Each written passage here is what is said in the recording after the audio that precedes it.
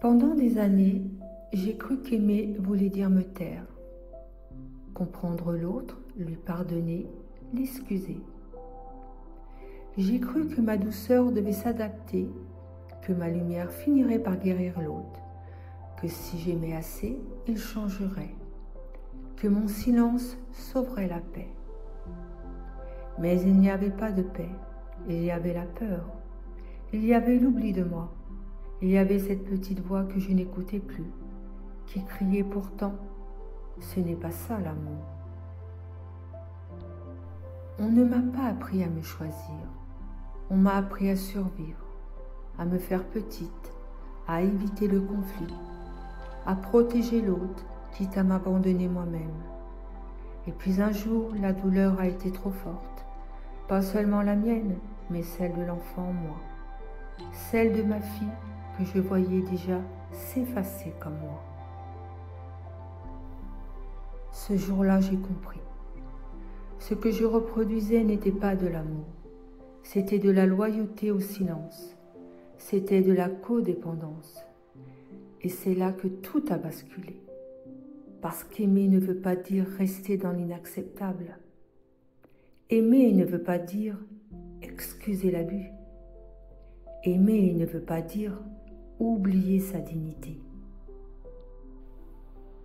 Sortir du silence, c'est sortir de la survie. C'est reconnaître que ton corps a parlé bien avant ta bouche. Que ta fatigue, ta peur, ton anxiété n'était pas une faiblesse. C'était ton système nerveux qui disait « assez ».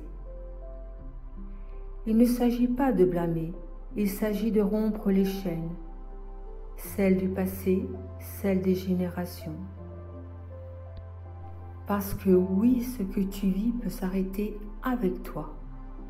Quand tu choisis de parler, quand tu choisis de te regarder en face, quand tu choisis de sortir du rôle de la sauveuse, du sauveur, pour devenir simplement toi.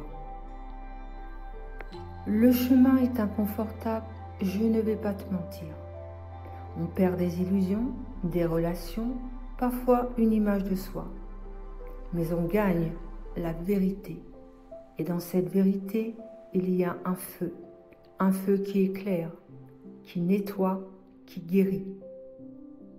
Tu n'es pas seul et tu n'es pas fou, pas folle, parce que tu refuses ce qu'on t'a toujours normalisé.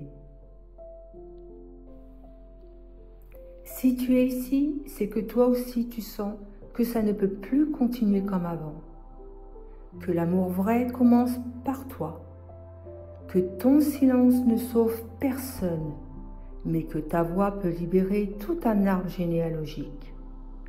Alors je t'invite à t'écouter, à dire non, à dire assez, à dire oui à toi et à te rappeler ceci. Tu n'es pas là pour justifier l'injustifiable. Tu es là pour incarner le vivant.